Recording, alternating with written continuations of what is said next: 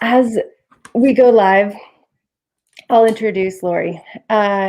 This is a really different podcast for me. Usually I talk to athletes or biologists, and today I'm talking to someone assisting humanity through a great awakening. And what does that even mean? So this is Lori Ladd.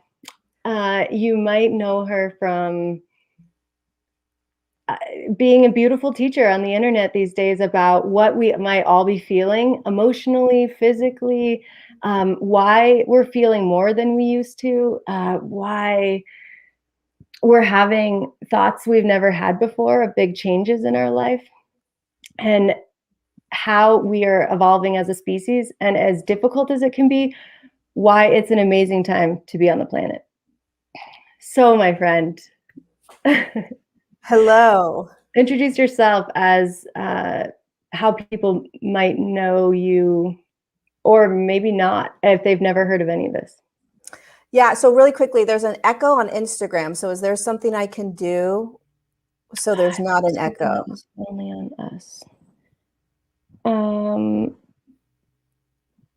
wondering what I can do. What's the echo from, I wonder?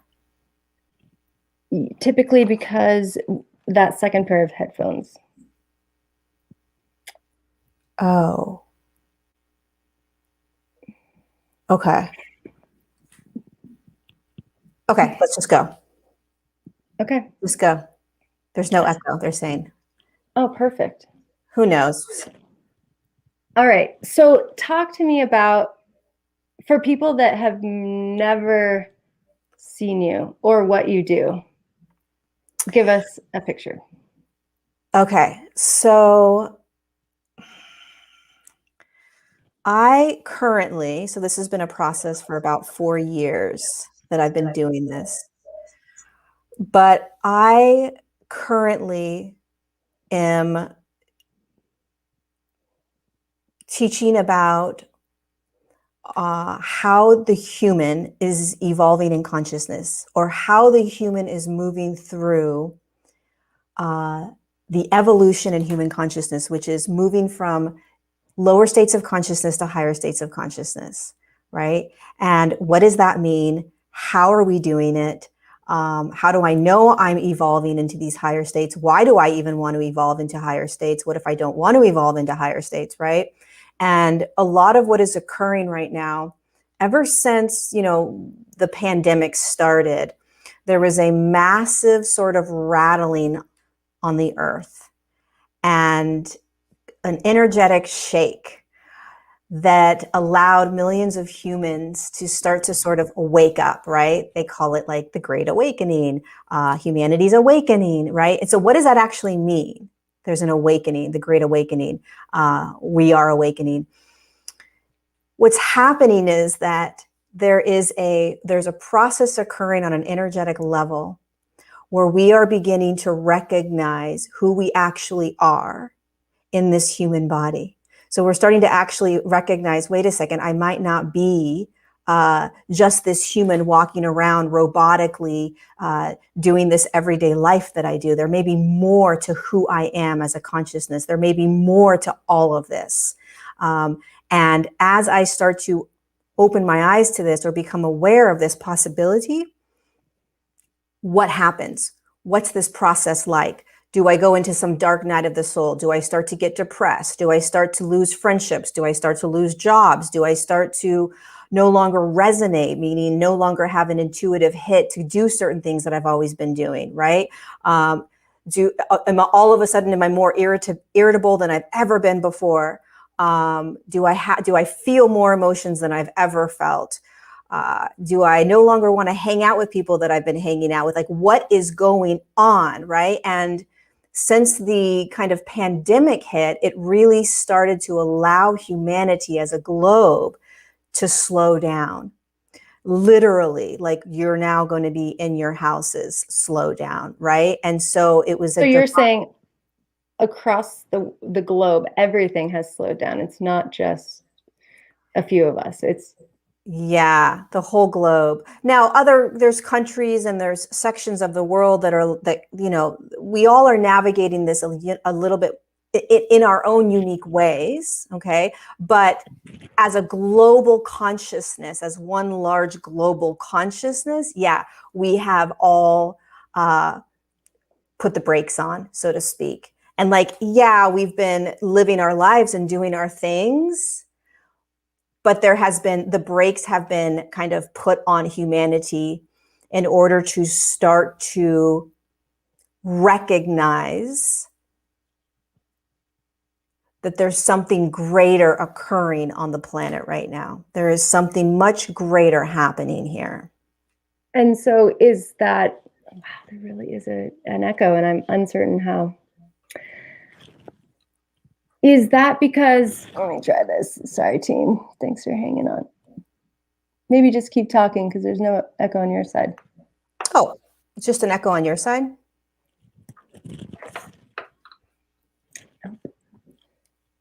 Yeah, so this process of slowing down, it's all divine, right? Everything's divine.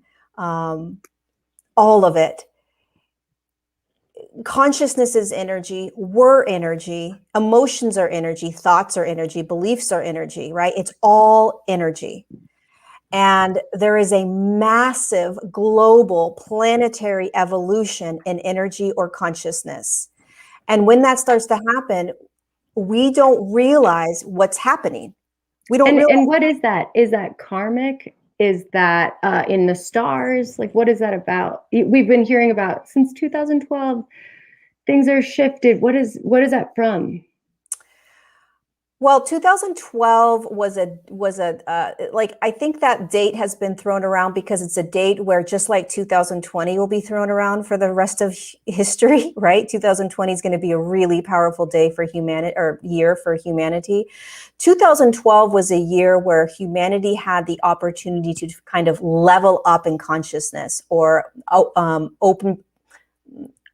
awaken. There was an opportunity to awaken. But here's the problem with 2012. Here's the problem with 1987. That was a really powerful year. 1992. There were very powerful years that sort of happened. But if you don't have a reason to awaken, okay, you're not necessarily going to awaken. It's not necessarily something that humanity is like, I want to awaken. I'd like to awaken, please. Like, that's not typical for the 8 billion humans on the planet, right? First of all, they don't even know what that means. They already think they're awake. So what do you mean awaken, right? They don't understand that there is something other than what they're experiencing. So this whole process, these dates that have been thrown out in the past, only if you are sort of in an awakened state already are you going to take advantage of those years that were giving us the opportunity to continue to awaken. 2020 was a whole different ballgame because humanity no longer had a choice, which is why it is one of the most magnificent years that we could possibly go through, albeit one of the most challenging, right? Really challenging for a lot of humans, but also one of the greatest gifts that we could ever have been given as a human collective, because humanity is, we like this, we like to be in control, and we don't like change. So we like the same things. We've got our routines. Everything's good. I don't need to do anything. I don't care about, most of us don't necessarily, we're not going to try to go into the trenches of shadow if we don't have to, right? Trauma and things like that. Why am I going to do that, I think if you take the audio down on your side, it'll stop the... Where's my audio? Oh, on my computer? You know what? It doesn't let me do that. Both of mine have headphones in them, so there shouldn't... Let me do something. I wonder... I think I have an idea. That's it. That's the ticket. I think we figured this. There you go.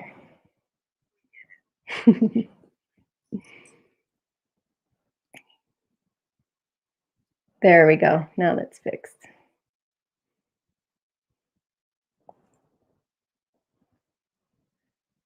It echoes my voice, but I think it's there we go. Now it's fixed. Right, team? That sounds so good now. Yay. Okay, I don't hear an echo anymore. Better. This we don't need anymore. All of it's all good, I think. How does Our it sound echo's now, gone. you guys? Good? Perfect. Yay. We Yay. did it. Okay, so where were we? All that. Yeah, so what are some of the specifics? So you said before humanity didn't have a choice this time. What is that about? Yeah, so when you start to awaken or move into higher states of consciousness or evolve, right, which is a natural process that's happening for the globe, for the planet, for humanity, what happens And has is this that been going on forever, or is it just now? it's always been happening. It's always been happening. It's part of what it's part of the experience of being on Earth, right? And it's part of the experience of being a human. Is there's an evolutionary process happening. It's very natural. It's a natural process. Evolution is natural. So evolution is just moving from one state of consciousness, one energetic frequency to another. States of consciousness are thoughts, beliefs, emotions. They're the ways in which we view our world. They're what frames our experience as a human. That's states of consciousness, right? And states of consciousness are energy. Everything's energy. And so when you evolve as a human, you are literally evolving out of old ways of being into new ways of being. And again, it's a very natural process. Now there's millions of humans that are like actively involved in like self-help stuff that they have been for years, right? That's a sort of evolutionary process. Is that why we're here? Is that what we're here to do and be? Or I've also heard we're here to help the earth ascend to higher dimensions. Like, what is our purpose here as a whole? Yeah, I mean, it's all of it. So, I mean, so first of all, you're a consciousness, right? You're not a human. You're a human right now. You're playing the role of human. Like you're Lynsey playing the role of human. And so we all came in to play this role of a human. But we're not human. We're a consciousness or an energy. You can call it a soul, a spirit.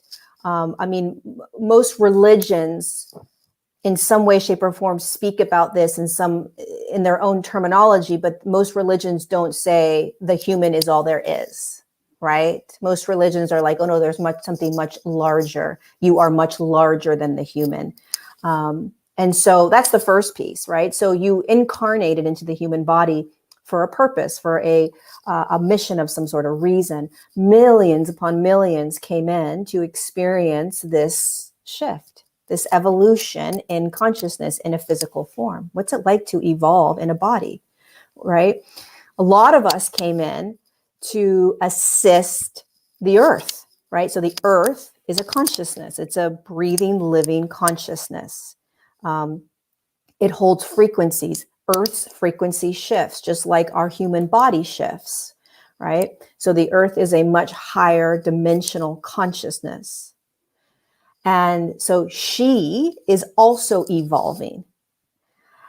So people came in to assist, or, you know, consciousnesses came in to be human to assist the earth, right? And there's many different roles that you can play: an environmentalist, you know, an activist, an energetic grid worker. There's all kinds of things that you can do to assist her.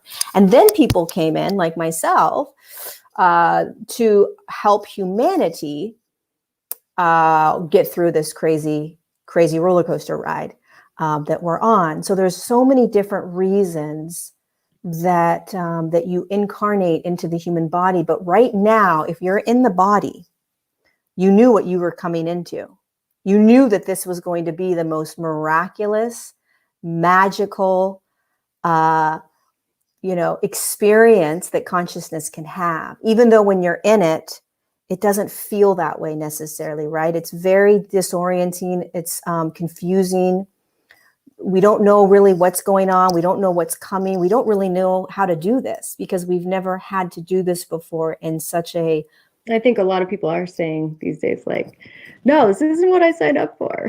Let me Yeah, out of here. right. Like, what is this? And am I going crazy? Is there something wrong with me? I've never felt so much in my life. I've never felt depressed. I've never felt like I have no umph in my life. Where did the umph go? Where did the joy of life go? Right? So many humans are feeling this feeling of the joy is gone almost. There's a flatlining. There's a You called it like an underlying, yeah, almost like a feeling of low-grade depression. depression, a low-grade depression. It's not like you're depressed where you don't necessarily like you get out of bed and you do what you need to do.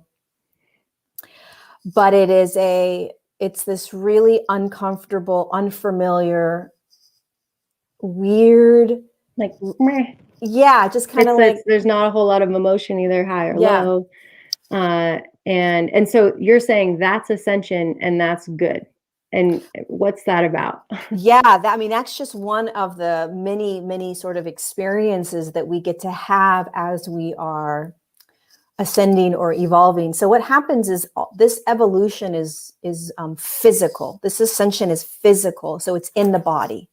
It's inside your body. It's your body that is taking light, which comes from the sun, but it's a different type of light. It's not the sunlight that we see. It's a higher frequency light that moves into the body. Light is consciousness. So light moves into the body. It's the body that is taking light and assimilating it in the body. It's assimilating light, which is allowing you to move into higher states of consciousness. So the light is coming in, the light is illuminating, the light is bringing up shadow, the light is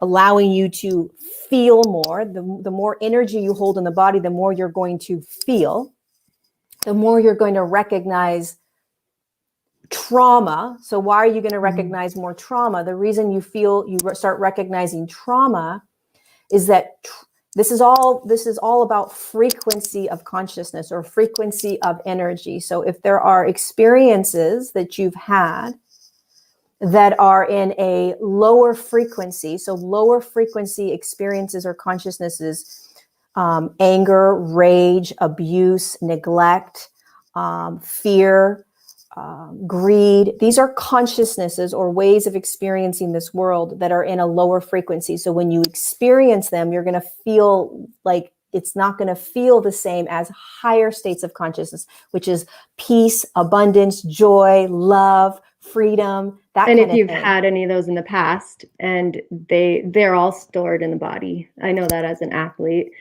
Yeah, I'm a transformational breathing coach. And the same thing is to resonate those lower frequencies to the conscious mind to allow them to free. But this low level, like, that's it's not necessarily a trauma coming up. No. It's not necessarily an old, something. What is it? It's your body. Just So what happens is you're also going to feel a lot of exhaustion, right? And a lot of tiredness as you go through this. So what's happening is your body, I want you to visualize your body as almost like a glass, okay? And the light is the water, and the trauma or the stuff that we ignore, the shadow is let's say dirt, right? So let's just imagine that there's all this dirt in the glass. What starts to happen when you, as a human, we are programmed to be out of this body. So if you're in your body, you're going to feel everything that's inside the body. The light, you're going to feel how the light is moving. You're going to feel emotions. You're going to feel your thoughts and your beliefs. You're going to feel the shadow, the sadness, whatever happened in the past, et cetera, et cetera. But as a human, you're programmed to be out of the body. We're programmed to not be in the body. It's not safe. It doesn't feel good. It's really uncomfortable. Why do I want to be in the body? I'm just going to focus externally on all these other things, and I'm going to stay busy, and I'm just going to do. Sure, I'm going to feel things, but I'm going to really stay focused externally. When you start coming back into the body, which is the awakening process, then you start to feel a lot. And when you start feeling a lot, you realize that everything externally that was taking you out of your body was an illusion. Meaning all these things made me feel like I was a great person and I was super happy and I had all this love. But the second you come into your body and all these external things sort of start to get taken away, right? You're like, wait, what's actually, what is here? And so what's happening is we're starting to come into the body and we're like, oh shit. All these external things that I thought made me happy, all these external things that I thought brought me peace and joy and freedom and all that, they don't. And then you're like, wait, so what does that mean? So there's this, you start having this like, because you're coming back home to you. There's these layers of awakening. So everything we need is inside of our bodies. All the love that we've craved externally, right here. All the joy we wanted to create from external things, right here. So it's not necessarily a bad thing though to feel this stuff, because as we do, it makes room for more of the lightness, right? I loved hearing you say once that when these new surges of vibration, higher frequency come in, it brings up more of the yucky stuff, the sad, the old. And so you can start really celebrating feeling that, because that's all part of clearing it out. Yeah. I mean, here's what you want to think about. So again, let's think of a glass of water, right? Like you want your water to be super clear, right? You want it to be like the best glass of water ever. So it's like, you're just like, the water's so good, but there's dirt in it, right? And the only way that you can clean the water and recognize that you're drinking really good water, right, is that you have to see the dirt. You've got to see the dirt. Otherwise, you're pretending to be drinking really great water and you're actually drinking dirt. Meaning, we have been living lives with trauma inside of our bodies, having trauma responses our whole life, perpetuating the same sort of traumas that occurred at a very young age. So we have these limiting beliefs around ourselves. And these limiting beliefs come from the trauma. They come from the dirt, right? And the only way to start to live a life that we are designed to live, which is full of love and peace and joy and abundance and alignment and the truest essence of who we are, really being who you are authentically, not being afraid of being it, allowing yourself to receive abundance and worthiness and real, actual, unconditional love. The way that you do that is you have to look at the limiting beliefs that you have held around with yourself based on traumas that were never your fault. So you have to see, acknowledge, and feel the little dirt particles. And there's nothing wrong with the dirt particles. And let that be okay. I think that's the biggest thing, is we're so often like, there's clearly something wrong with me. I'm not feeling my best. I'm noticing this stuff about myself that I'm less than happy with. And there's so much of it. And oh, there's that other trauma that I'm still triggered by. Like, and what you're saying is, by letting that be there and letting that be okay, it all lets it flow. Right. Like, are you going to look at the glass of water with the dirt and be like, that's stinking dirt. I can't believe that dirt is in there. How did that dirt get in there? This glass of water is ruined. And are you going to get angry at the dirt? Right. Are we going to get angry at ourselves or are you going to say also, right, oh my God, there's no dirt in there. There's no dirt in my water. It's like, have you lost your mind? Yeah, there's dirt. It's called being a human, right? There's trauma. Like we have to start to allow ourselves to really embrace our trauma, because we are not our trauma. We're not the limiting beliefs. We're not the emotions. We're not the thoughts. We're not our behaviors. We're not any of that. But we are programmed to believe that this hamster wheel kind of way that we have lived our lives is normal. And it's not. That's what's so great about this awakening, is the more that you can courageously say, okay, let's go in, let's see what's going on. It is the greatest opportunity, because it clears the water, which meaning it allows you to get clear on who you are. It allows you to step deeper into your sovereignty, which is like, I'm a badass. Like, I deserve unconditional love for who I am. I deserve to speak my truth no matter what anyone says. I deserve to be seen. I deserve to be heard. I deserve to have abundance in my life. Like, these are things that we are innately birthed into, meaning every human is holding these inalienable rights as a human, but we are born into very traumatic consciousnesses: judgment, expectation, attachment, fear. Fear is the biggest consciousness next to love on the planet. So can we talk huge. about judgment and fear, and Yeah. what is that the third dimension? Is that that's every day, I think with humans, we're judging our own feelings, and we're judging ourselves as unworthy for feeling anything that's less than perfect, right? So, and then I won't even start with how we judge each other. Right. Speak to that. Whew, judgment, right? Judgment is massive. Judgment it's very natural, right? So there's nothing wrong with it other than it's debilitating, and it keeps you in divide from yourself. It keeps you separate from yourself, and it There keeps you must be a separate from positive, right? humanity. Why it was created in the first place. It's not created. It's what happens when you step into a field of consciousness where there is duality. Okay, so what is duality? Duality is, or polarity, it's the same sort of thing, where if I have fear, I'm going to have the opportunity to feel the flip side of fear, which is love. If I have peace, I will also have the opportunity to feel the flip side of peace, which is war. That's what's so great about this dimensional field, is there's polarity. And the only way to have judgment is to experience polarity. So if you only had similar consciousnesses, right, which was peace and joy and abundance and love, there would be very little judgment, because there's nothing to judge it against. I get that.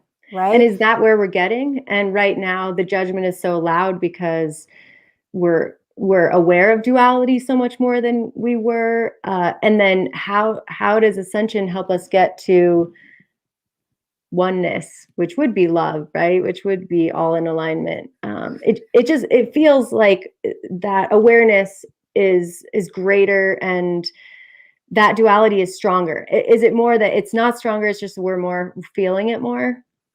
Yeah. So imagine that your body is a frequency, and your body vibrates out. It brings in what it's vibrating at. So if your vibration is in a third dimensional frequency, which most of ours is still, right, then we're going to be experiencing duality and polarity in the third dimension. So duality and polarity is part of a third dimensional field. When you start moving into higher dimensional fields, moving into meaning your body starts to hold those frequencies, you start to be aware of what you're in, which is, oh, I am in a matrix or a dimensional field. I am in an experience. I'm observing myself in something that's creating a reality, which is, oh, there is duality, there is polarity, there is this and then this there. And you become like a scientist experimenting yourself in a dimensional field. What happens when you start becoming the observer? What happens when you start watching this process? Then you can choose and start changing. Now your body is naturally starting to evolve. Your body is naturally ascending. Your body is naturally moving into these higher states, which is going to pull you out of the lower states so you're going to be more acutely aware of the duality. You're going to be more acutely aware of the polarity. And at the exact same time, you're going to start to move into these higher dimensional realms. You're going to start to tap into them, which is where there's less judgment. You're going to have less attachment, less judgment, because you're going to be experiencing the higher states more often than the duality and polarity. but this is a process that takes, a very kind of in terms of time, a very long time. So there's this back and forth. But the first sort of step is that you're aware that you've been experiencing yourself in a duality or a polarity type of planet, Earth. So you're like, oh my God, I judge because this feels better than this. Oh my God, I have an opportunity to choose many different types of ways that I want to be right now. And I'm going to judge. This one feels better than this one, right? I like this one more than that one. I know that you have an awesome thing going right now, this 30 days of just sitting for 10 minutes, not meditating, not anything. Is that your strategy for becoming that watcher, that instead of having to be in everything, being the observer of, or are there other strategies for that? Yeah, I mean, that's one of the that exercise of basically like sitting and doing nothing. Like your eyes are open. If you keep your eyes open, it's even more challenging, right? And your eyes are open and you're just sitting with yourself. And the reason this is such a powerful exercise is because you are literally with you. So a lot of times with meditation, there's other things going on, right? Where you're like focused on breath, or you're focused on receiving messages, or there's things that kind of happen when you're meditating, right? Even though you're with yourself. It takes it to a whole other level when you're just sitting and staring, because you start to become really intimate with you, and you start to get annoyed or irritated. You may start to like think that you've gone, your thoughts are going crazy and they're racing way more than they would when you're meditating, way more than when you're meditating. It's like, it's almost, you want to crawl out of your skin sometimes when you do it, because you're literally doing nothing. But what is such a, the reason it's such a magical tool is because it's the quickest way to start to hear you. And it's the quickest way to start to observe you. So why do you even want to observe yourself, right? The only way you can make change is to observe what you're in. The only way you can make change is to observe what you're feeling. The only way to make change is to observe what you're believing, right? And the only way to observe is to start to quiet everything and pay attention to you. Like to actually pay attention to like, wait, what am I doing? What am I thinking? What am I feeling? Why am I choosing these things? Wait, why did I pick up the phone when that person called? Why am I responding to that text message, right? Why am I doing what I'm doing? That is how you become the observer, is if you can sit with yourself and go crazy for 10 minutes every day, right? Then what happens is naturally when you're going about your day and you're busy, you're in that same state.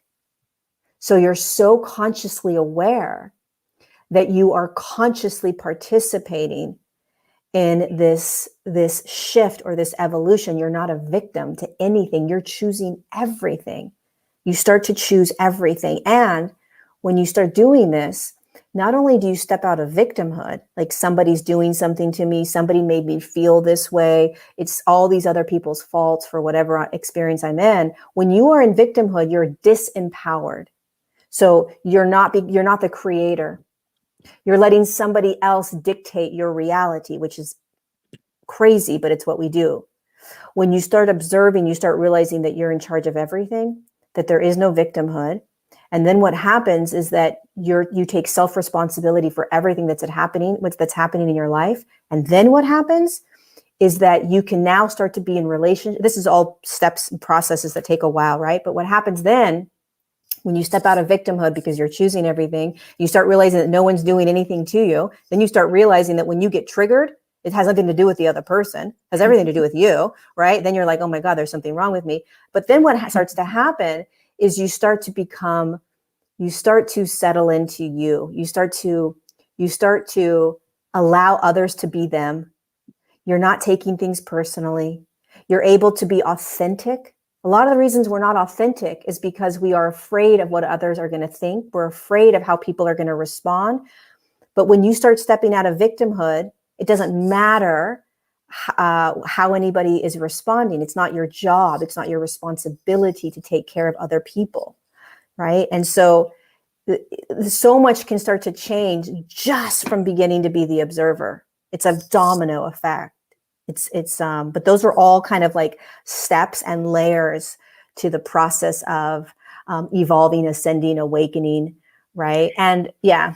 Yeah, so I want to hear more of your story. You share such incredible daily suggestions for staying in these higher states and having an awareness about what might be going on for you. That it's been so helpful since the pandemic. I think I can speak on behalf of so many of us. Thank you, Laurie. And thank you for stepping into this role, which is so not the norm. I know that you started channeling at 13 years old. Your mom was taking you to these ascension workshops and whatnot. Can you tell us your story and how you first knew that this is your path, this is who you're supposed to be, how you started connecting to your guides and having this communication with higher states of awareness that we're unable to see, and then how you finally committed to this life that you knew about at 13 but tried to really run away from until much later. Tell us that story. So I grew up, my mom was really spiritual. She started to awaken in like 1984. And so I was around 13 when I started to get curious, like the books she was reading. I started reading these books that she was reading. There's books called like Bringers of the Dawn. I have that one. I've carried it all over the world. Oh, yeah. Okay. So I read that one. We the Octurians is one that really changed my life. What are some other ones? Octurian.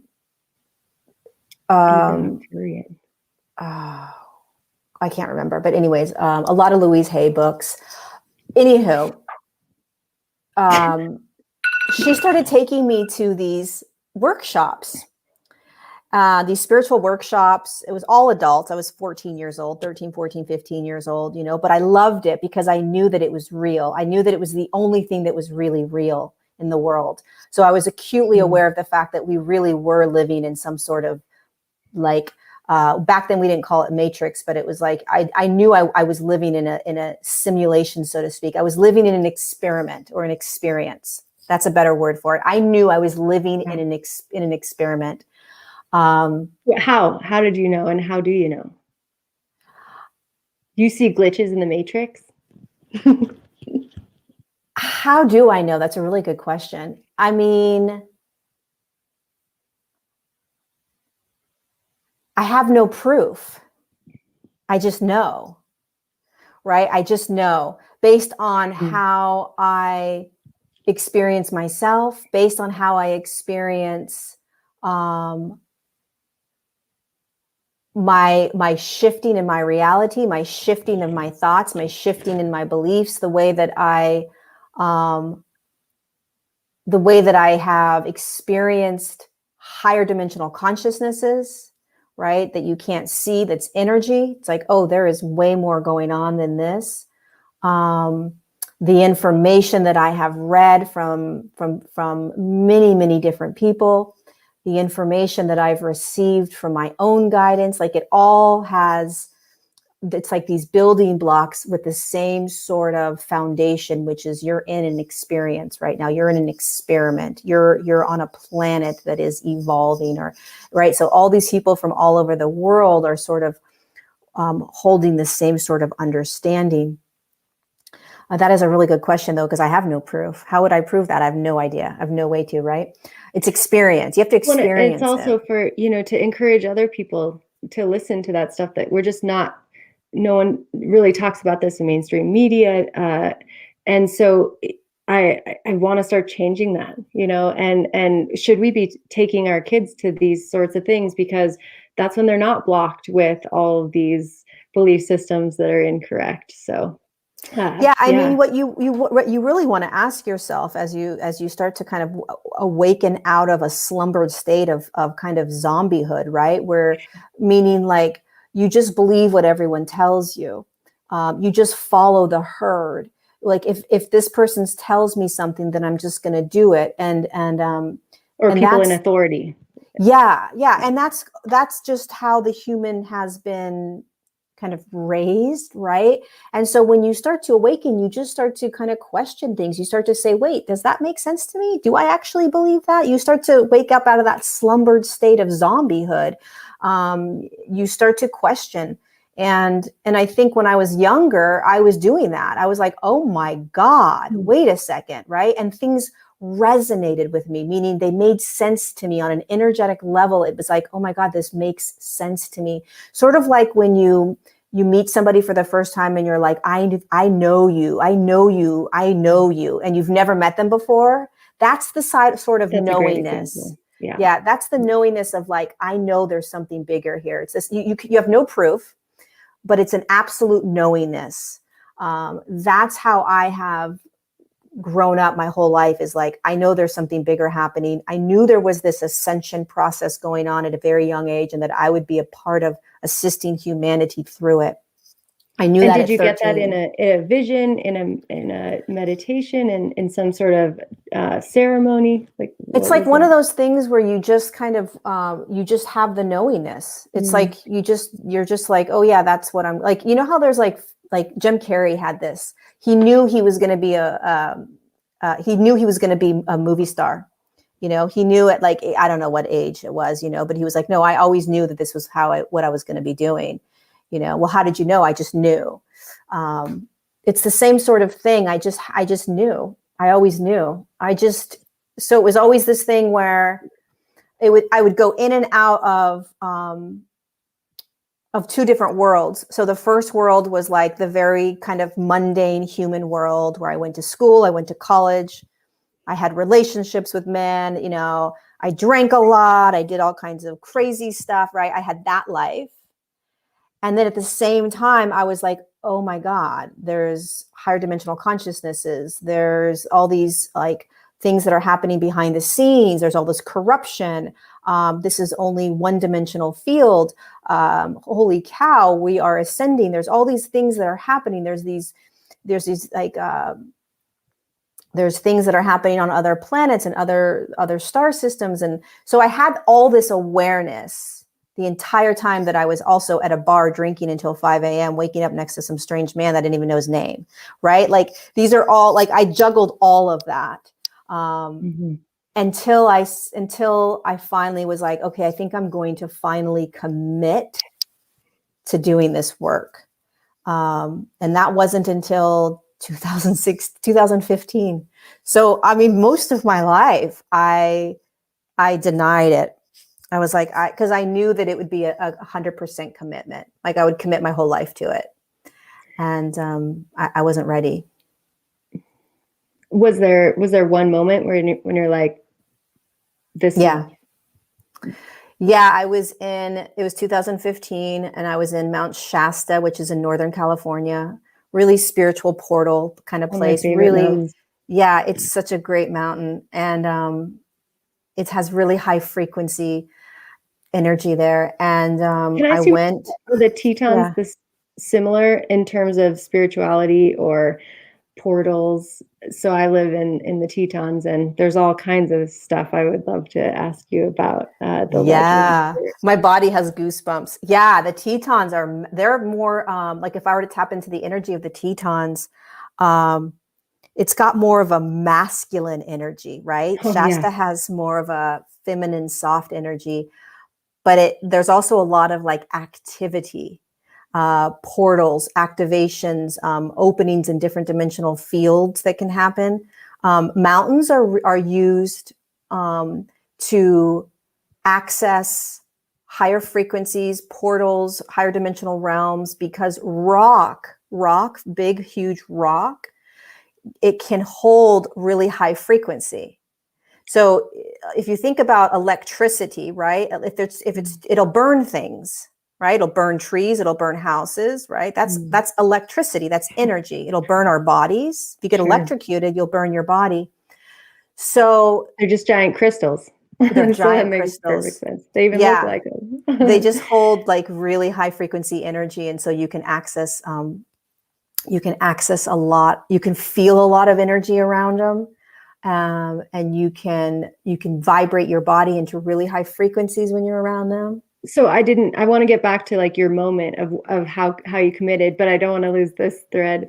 So yeah, how can people use mountains to shift energy, to manifest, to move, to ascend faster, right? I mean, is ascension the goal? Is there less suffering on the other end of ascension? I mean, there is no goal because it's all. There could be no goals. There's no goal because I mean, you're an athlete, so you're like, what's the goal? Well, I just want out of the suffering. The suffering, from my own experience. Okay, so a lot of times what suffering is an attachment to something. So when you're suffering, you want to ask yourself, what am I attached to right now? I.e., what do I wish I was experiencing? Then you're attaching to that. And so when you start to recognize that you're not going anywhere, and this isn't slowing down in any time, meaning like this is a roller coaster ride. There's going to be days where you're going to feel really great, and there's going to be days where you're going to feel really crappy. And then these days in between, because you're feeling a lot more, your body is moving into these higher states and then dropping down into the lower states. You're going to find yourself in this space of it's a struggle or it's a suffering at some certain times, right? And so when you start to suffer, we're not designed to suffer. We're not designed to suffer. So you want to start to say, okay, what is it? What is it that I want to be experiencing right now that I'm not? That's it. What am I attaching to? Yeah, what am I attaching to? Or yeah, that I'm not feeling that I want to feel, right? Or that I want that I don't have right now. And as soon as you can tap into that, then you can ask yourself, do you want to let that go? What if you just settled into what you were experiencing? Because here's the interesting piece about ascension or evolving. It's typically that the easiest way through it is the opposite of what humans want to do. Meaning, when we're in pain, we want out of pain. So we think that we have to figure out how to get out of the pain in order to release the pain. But all that does is anchor the pain deeper, right? You're grabbing the pain, you're talking about the pain. It's like the same thing with the dirt. Like, oh my God, there's dirt in there. Why is there dirt in there? How do I get the dirt out of there? That's what we do. Instead, if you allow the dirt to just be, so you allow yourself to just be in the suffering dissolves. If you allow yourself to just feel what you're feeling, the pain, the sadness, the sorrow, it literally dissolves because that's how energy moves. Nothing's designed to be stagnant. But because we don't like what we feel, we don't like it, we're suffering, we're struggling, we're uncomfortable. We want to control it. When is this going to end? This isn't who I am. All these things that happen, we grab it and we try to figure it out. And when you grab it, you anchor it. So the opposite is, I'm going to not do anything with it. And if I don't do anything with it, am I safe? Yeah. Amazing. You're super safe because then it just moves right through you. Whew. That was awesome. So I just wanted you to be able to finish what you were going to say about mountains and then tell the story of when you decided to really fully commit. Yeah. So mountains, if you imagine a mountain, when you're around a mountain, any mountain, it can be any mountain. Mountains are designed to hold a lot of energy. Okay. So you can probably also just energetically tap into a mountain. You don't have to go physically, right? Yeah. So that energy is accessible no matter where you are. Absolutely. Yeah. I mean, you can tap into anything remotely on an energetic level because your energy.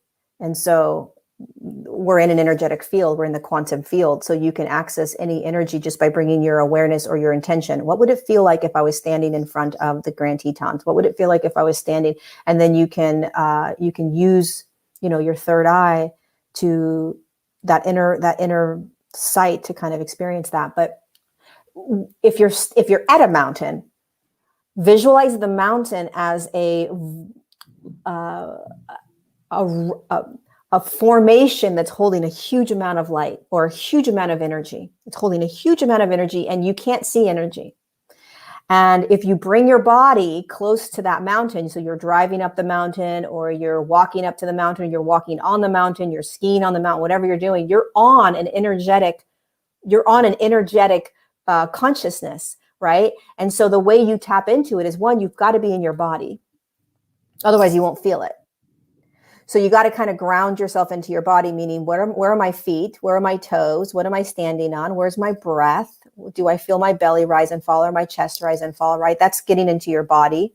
And then you'll be able to start to tap into the energy of the mountain a little bit. You can ask yourself to feel into the energy of the mountain. Like, okay, I want to start to feel into the energy of this mountain and just see what kind of experience you have, right?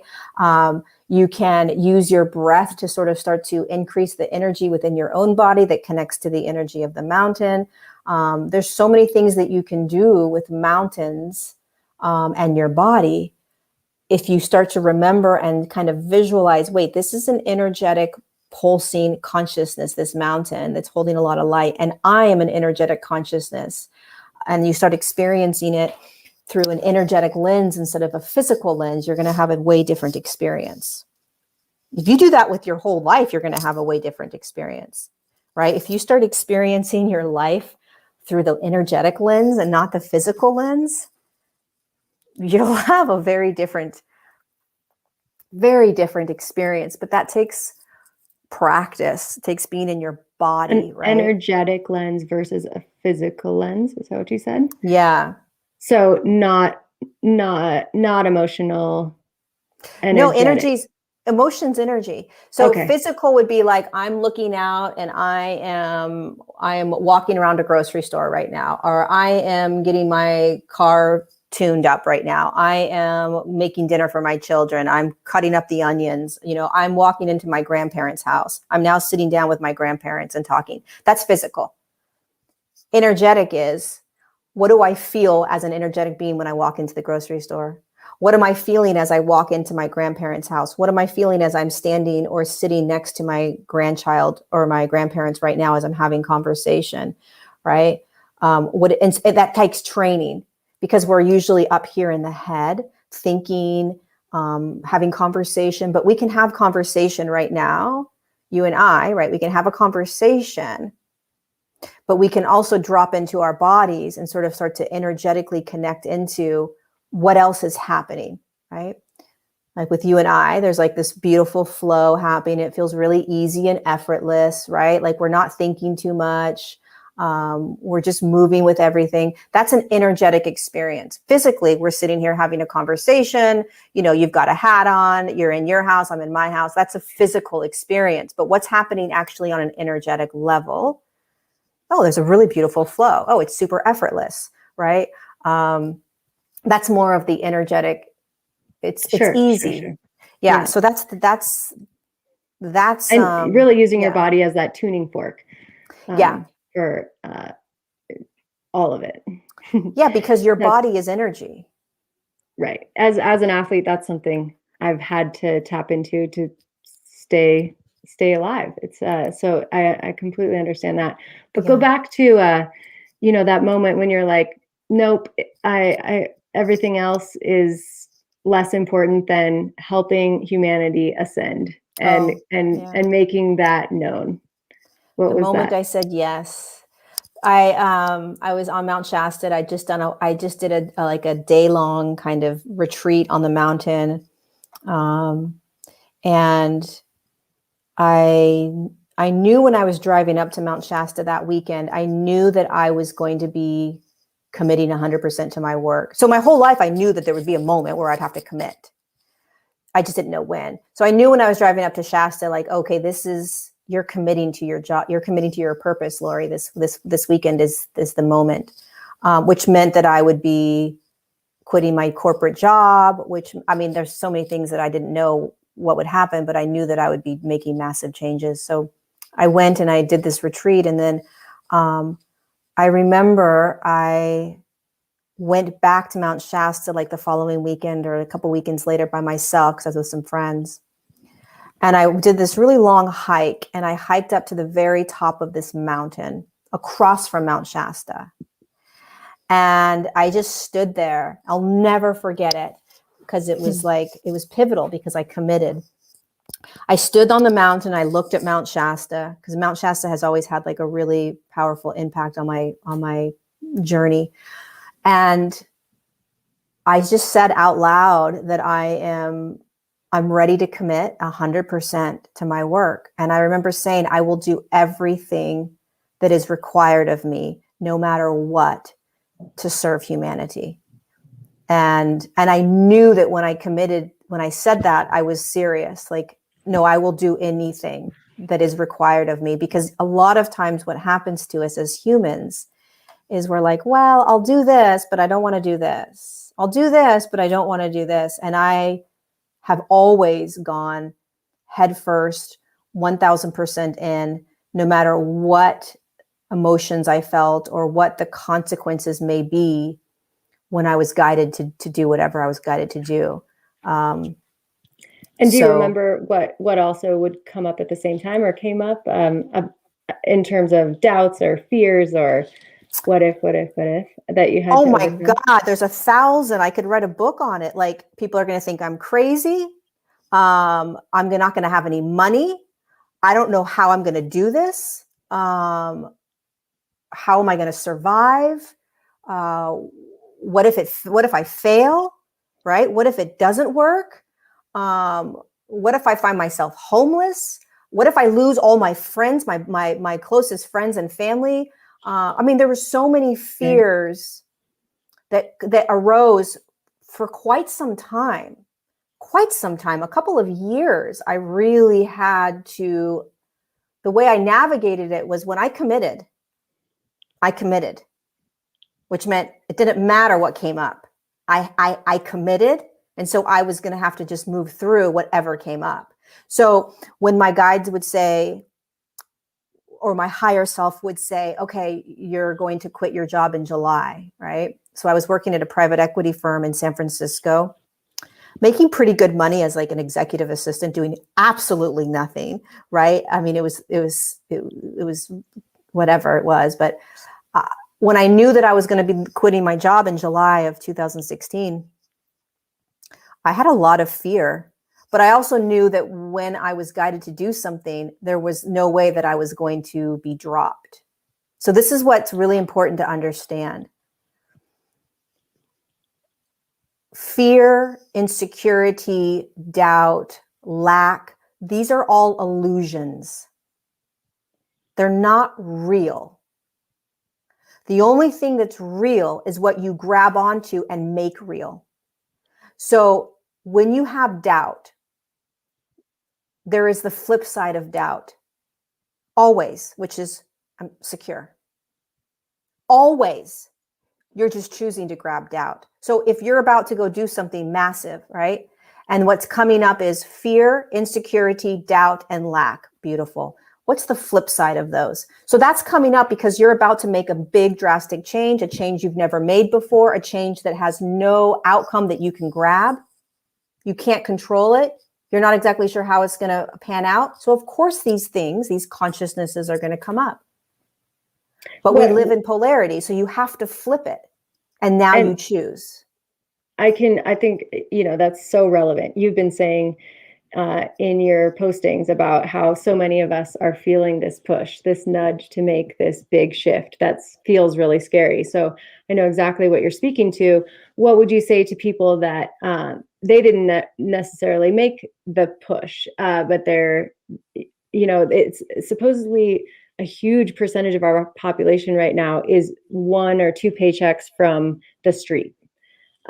Or people who have recently lost their job. So it's not so much you're considering taking this jump. It's this jump has found you and you're in that place.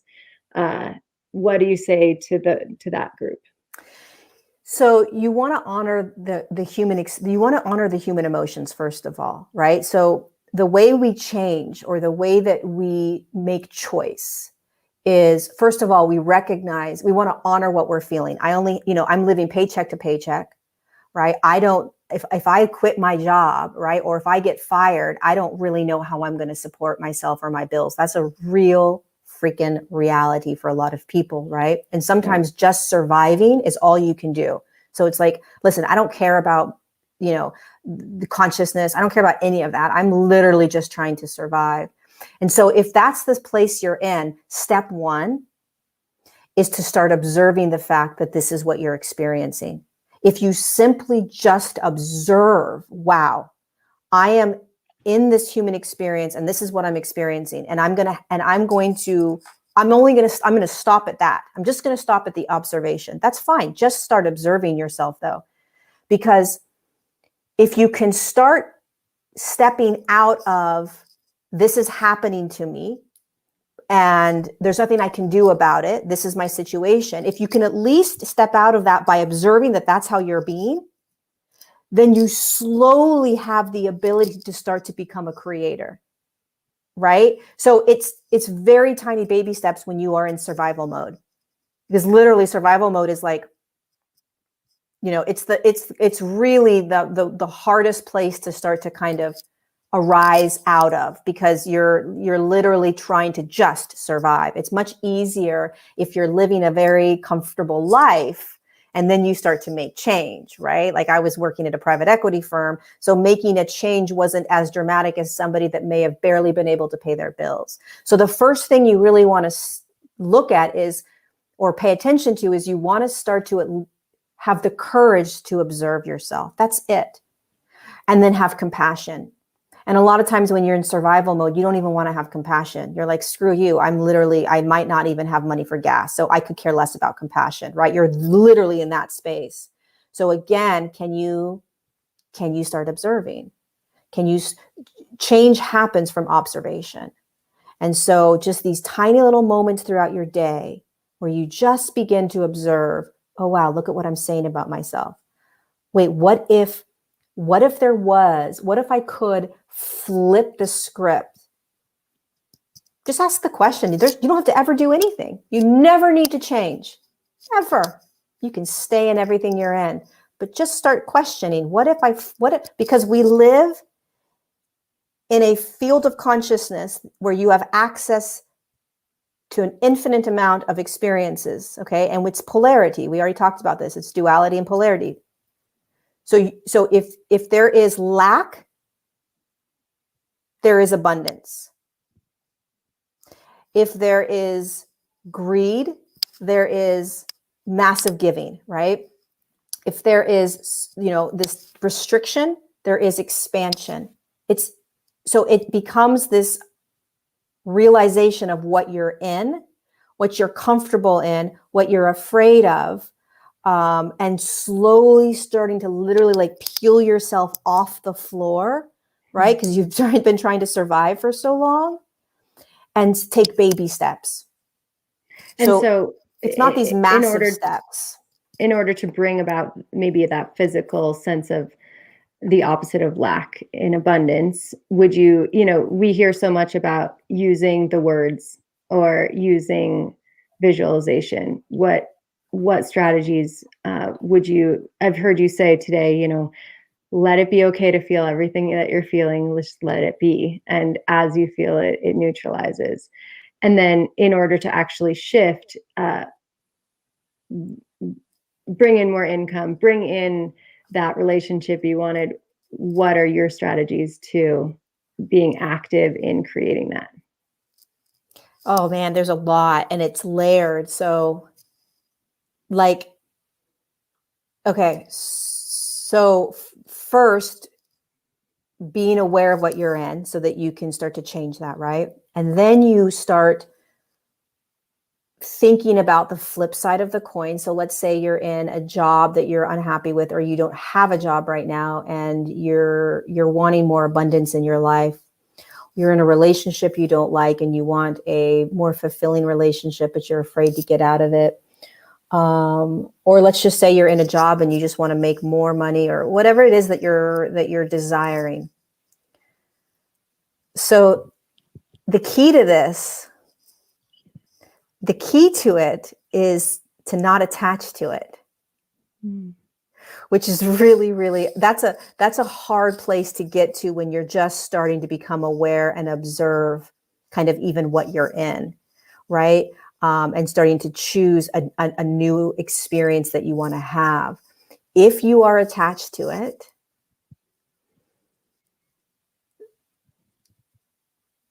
you are, first of all, you could very much find yourself suffering and struggling because you want it so bad. The other thing is that there's an aspect of you that we call the higher self. Okay. There's an aspect of you that is energetic, that guides us.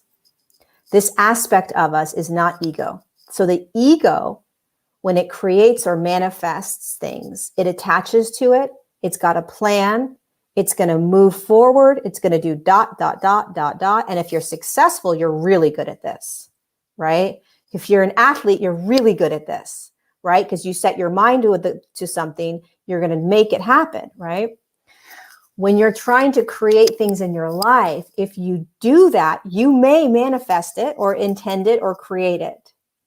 Okay. But the magic of even more, or being wowed, or receiving, exceeding your expectation, is to recognize that if you let it go, so you visualize like, okay, I want more money, I want a new job, I want a new relationship, right? You set it out. You're like, okay, this would be great. This would be like my next now moment, right? And then you dissolve it. You dissolve it. You like watch it erase from your place, from your space. So it's gone. Okay. And then what you're doing is you are allowing this aspect of you, the higher self, to bring it to you.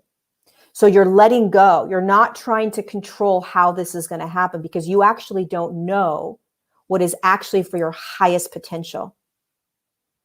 So what we do is we lower the bar.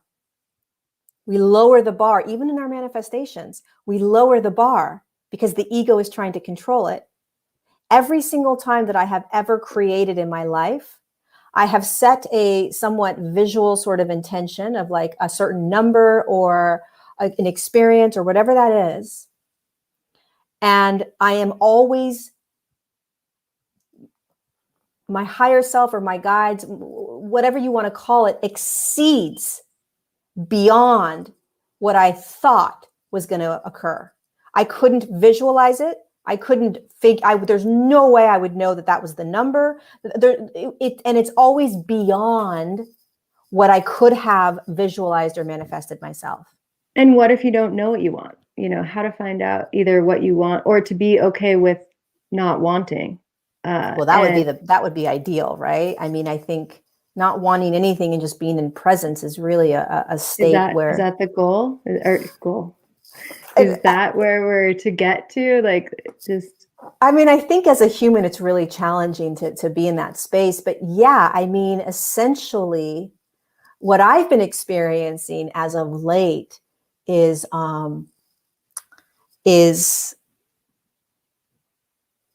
not having much of a want for anything.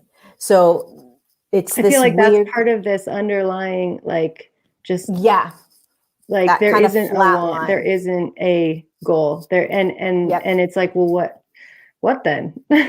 So when you're in that space, what's actually being asked of you is to go in, which is uncomfortable, right? Like it's asking you to go in. So here's the thing about this process that we're going through is, when you start to go inward more, you're in silence more, you're in boredom, you're in like fidgeting mode, you're in trying to fix things, trying to control things, trying to change things, right? But if you keep going in, that is where magic unravels, meaning all of a sudden you may find yourself walking along the park or swimming in the ocean or doing something, and it's like you get this massive hit of like, boom, something comes in. And it's like, oh my God, I'm gonna start to write a book. It comes out of nowhere, right? I got it. Mm-hmm. Mm-hmm. Or, oh my God, I'm gonna go look at this website for something. It comes out of nowhere. But the only way for many of us to actually access that sort of magic booms that come in is to courageously sit in the uncomfortable. Otherwise, you are saying, I'm not going to sit in the uncomfortable where really the magic happens when I'm out swimming in the ocean or something, right? What I'm going to do is I'm going to try not to be uncomfortable. I'm going to not trust that the reason I'm so flatlined right now is because there's so much magic that's about to unravel. And instead, I'm going to do what I typically do, which is keep busy, try to control, try to make it happen, try to figure it out. And again, that's ego. And the Think ego is about the never going to past, bring you. Yeah. Think about what used make to drama or happen. whatever. Yeah. You're like Mm-hmm. way in the past, thinking and wishing that things were like the way they used to be, right? Or like, or how to bring the past into the now, right? Or the future, what's the future going to bring, and all these things. And from my own experience in this, you know, and I only teach from my experience, but from my experience, I have never gone backward. So, but I also courageously say yes to everything that's in my moment.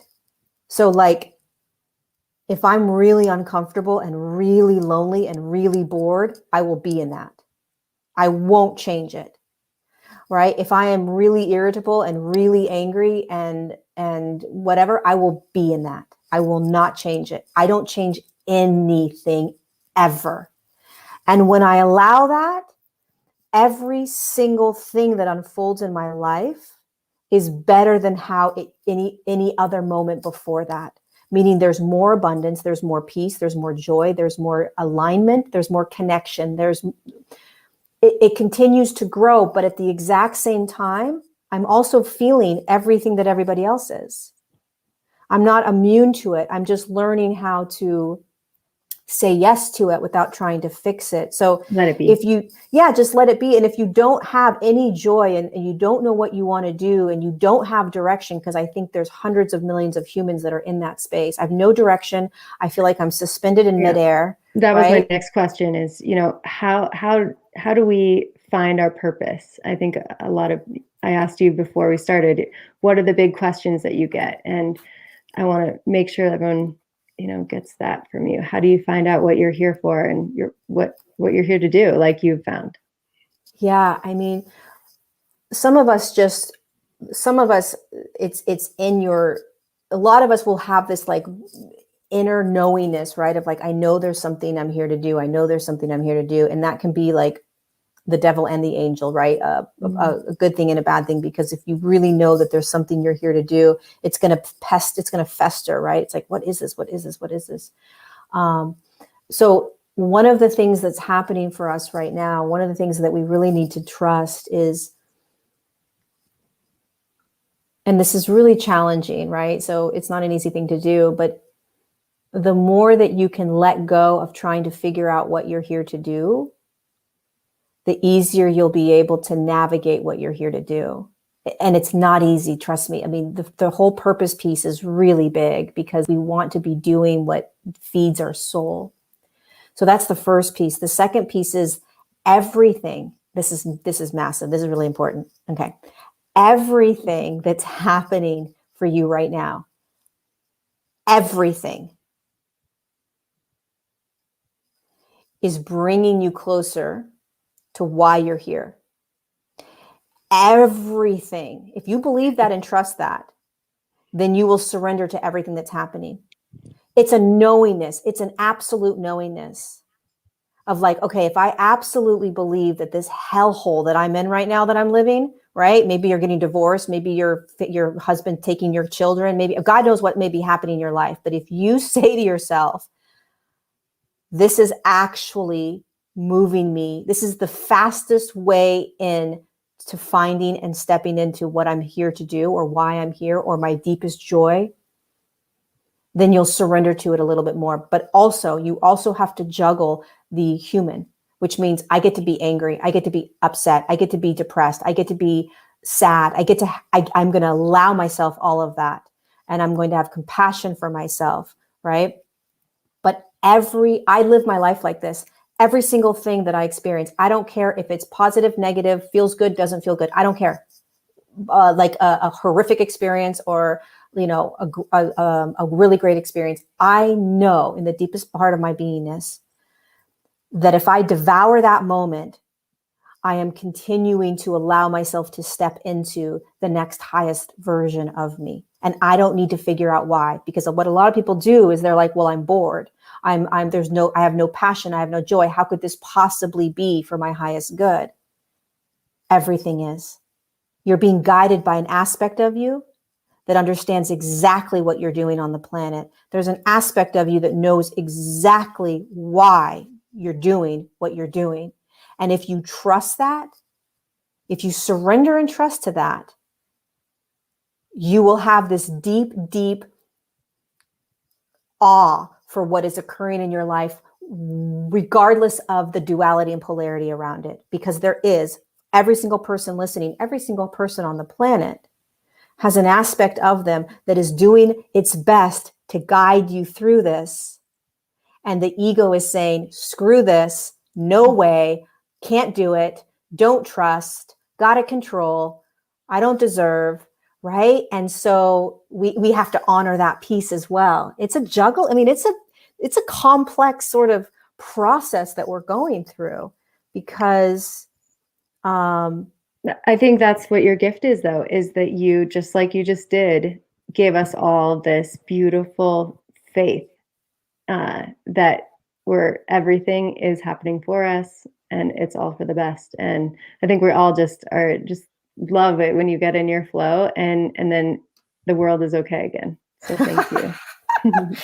Well, I live that way, so I don't speak from anything other than what I've experienced. That's why there's that passion that I have, because and my life, I don't have like, it's not like I have this like the most amazing, it's not like it's not like every single day I'm in this bliss, right? But you seem to have this knowing, this faith that I think is easy to lose.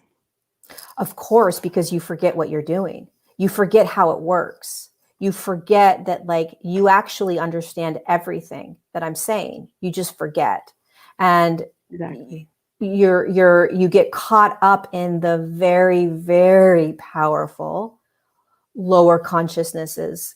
And these lower consciousnesses are lack, they're fear, they are unworthiness, unlovable, failure. These types of consciousnesses they will grab you, and it's like, this is absolute truth, and it's like trying to ungrip yourself from a Velcro, right? It's like you are glued to it. You're glued to that fear. You're glued to those beliefs. You're glued to the lack. You're glued to it. And is that part of the third dimension, or is? Yeah, I mean, it's the third. It's also experienced in the fourth dimensional frequencies. When you start stepping into, or when your body starts to access and anchor what a lot of people call the fifth dimensional consciousnesses, they're just higher frequencies. It's a higher frequency, and these different frequencies or hertz, right, will be experienced in a specific dimensional field. So a dimensional field holds like a spectrum of hertz or a spectrum of frequency. So if an energy spins. So can you still have shame and lack in those higher frequencies, or are those not possible in those frequencies? It's not, they don't exist in those frequencies. But so for instance, if your body, let's just throw out a random hertz number, or just a number, like, let's say your body is holding the majority of your body's frequencies in a 3.7 frequency. So you're in the third dimensional frequency. So you're going to have access to all the different consciousnesses, right? And the beautiful thing about the third dimension is that you have access to those duality and polarities, love and hate, et cetera, right? When your body moves into, let's say it starts to hold, let's say it's holding 5.6, like a really kind of fun frequency that your body is holding. Then you are, here's the really important piece. You are accessing consciousnesses that are in that 5.7 range or below, right? But you are experiencing your reality in that higher consciousness. So you're vibrating at that higher consciousness. You're pulling consciousnesses there, right? So greed doesn't hold a 5.7 consciousness, right? So the natural state of being isn't going to be in greed. But here's the piece, or fear. Fear is a consciousness. Let's label it like 3.8 or something. I don't know, 3.7, right? So when you're holding a 5.7 frequency, the natural state of that frequency is not going to feel fear. But here's what's really important to understand from the quantum perspective, quantum field. The quantum field means that you have access to everything. If you are vibrating in a 5.7 frequency, okay, your natural state is going to be in these more blissful sort of states. But you're in the quantum field, which means that you have access to the lower consciousnesses. Mm-hmm. Do you understand? So you can choose to tap into fear. You can choose to say, wait, I want to feel lack for a second. Hold on a second, because it's there. Mm-hmm. Now your body isn't going to resonate with it. It's not going to resonate with fear. So when you start evolving, you no longer resonate with fear consciousness. You don't believe it. You're like, I'm not playing in fear anymore. Fear doesn't even make sense to me. So you just let it move through you. Okay. So when your body is at a 5.7, its natural state is not going to be fear. It's not going to resonate. The resonance is your energy. It's your energetic field. So your resonance is going to be like, dude, I don't even, what is fear? Greed. Greed doesn't make sense to me. I'm in abundance, right? It's a natural state, but you can always tap into the lower states. So people think that if they are evolving into these higher states, they're never going to access fear again. Right. I feel like, once I reach the fifth dimension, I'll never feel those again. So thanks for bringing it back to reality. It's a choice though, again. But this is what's so important. It's a choice. Mm-hmm. That's why it's so important to become the observer. And so is the ticket to, there's a lot of fluff right now around, well, just think all positive thoughts and you'll elevate to these higher frequencies. Am I hearing from you saying that the way to naturally be in those higher frequencies where we all want to get to is simply by allowing everything to be and to feel everything? Or what is your practice? Sense? It makes so much sense. Yeah, I mean, that so makes the practice sense to me. is allowing it all to be. Yeah, because so when we try to positive think our way out of things, we're denying the dirt. There's no dirt. There's no dirt. There's no dirt. There's no dirt. There's no dirt. It's like, are you joking? There's dirt. No. There's no dirt. I'm going to mantra my way out into this water not having dirt, right?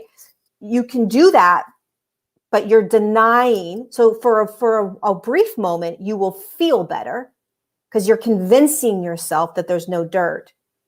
But as soon as you stop convincing yourself and trying to pretend that there's no dirt, you're going to recognize, oh, wow, there's dirt. And then you're like, okay, so big deal for everything. So what next?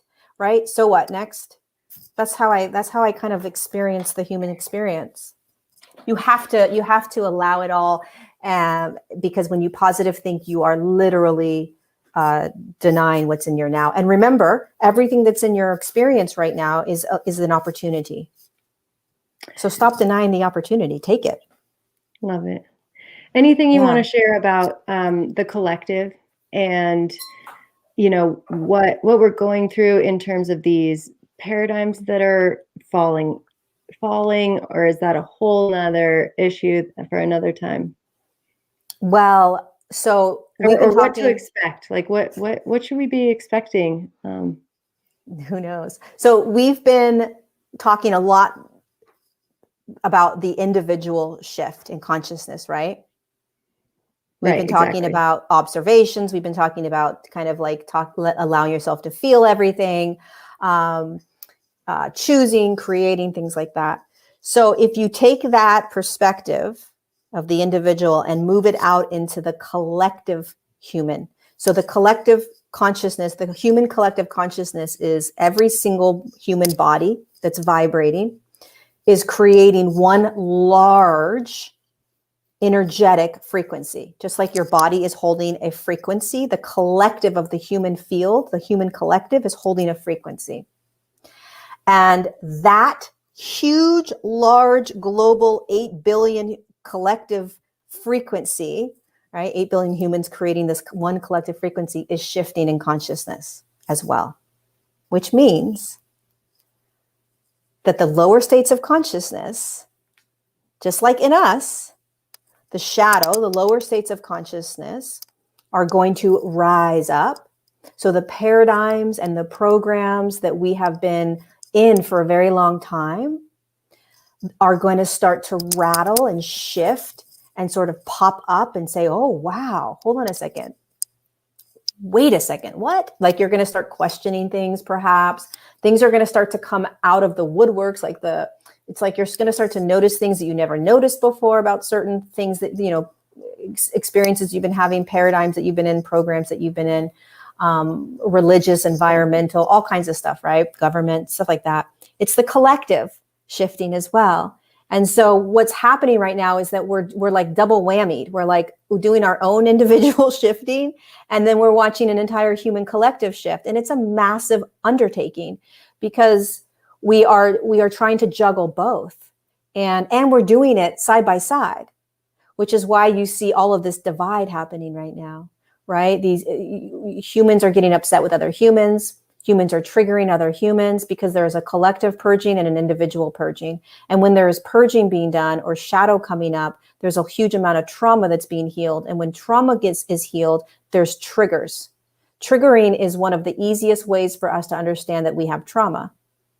And so if you look at what's happening in the collective right now, all around your city, your country, the globe, is humans are triggering other humans over and over and over again. And we're yelling at each other, we're berating each other, we're creating more divide, we're canceling out everybody because it is allowing, those are triggers. That's a triggered response. Cancel culture, that's a triggered response. Divide, that's a triggered response.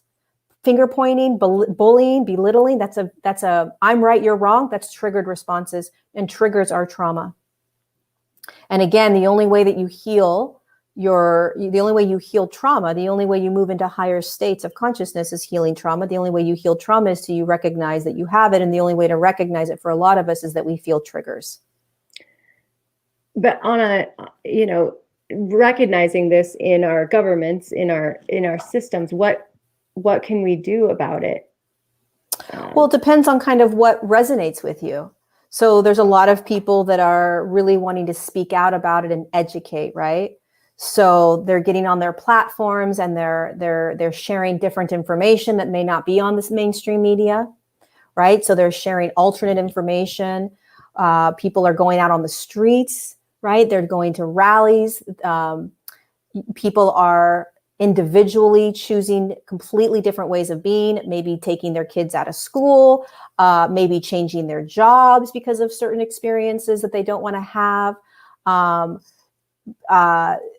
Some people are just kind of allowing it to unravel, but choosing to kind of hold a little bit more love and compassion and empathy for humanity, which is a massive undertaking, Some people are turning their backs and it's like, I can't handle this right now. I'm not gonna do anything.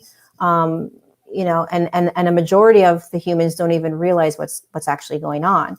So there's a lot of different ways that you can navigate this. You want to feel into your resonance of what feels most right to you. But more importantly is you want to have compassion and empathy.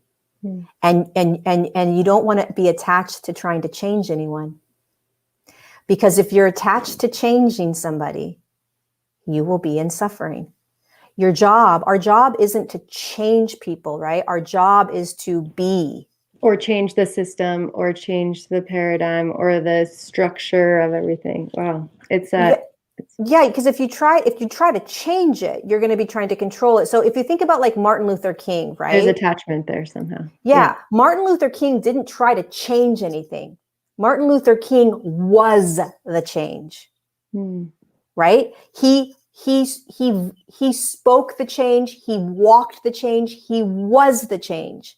He educated. He didn't try to go in and say, this is wrong, this is wrong, this is wrong, this is wrong, this is wrong. Change this, change this, change this. He didn't do that. He was the change himself. And that's really, really important, that we learn how to change from that perspective, right? You think about all the great leaders, all the leaders that really made massive change in the world. They weren't finger pointing. They weren't bullying. They weren't name calling. They weren't even saying, you're wrong, I'm right.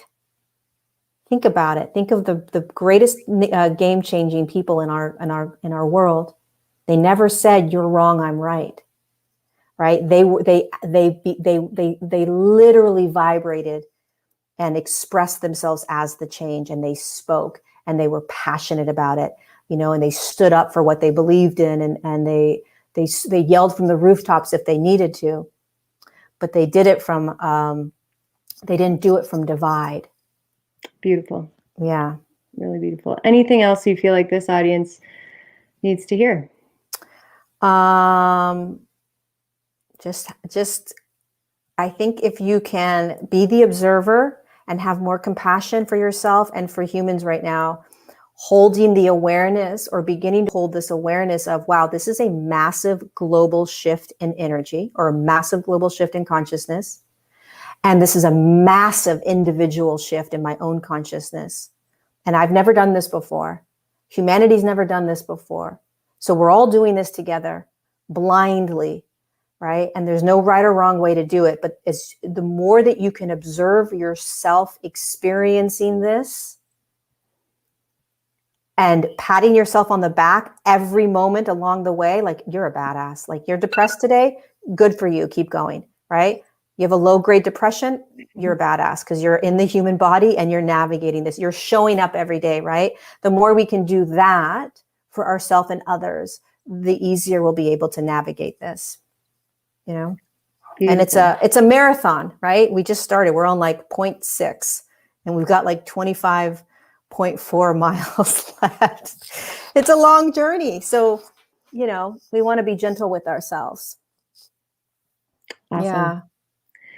Well, thank you for doing this. Thank you all for joining. And yeah, thanks for showing up. Thanks for having me. It was so fun. It was a lot of fun. Likewise.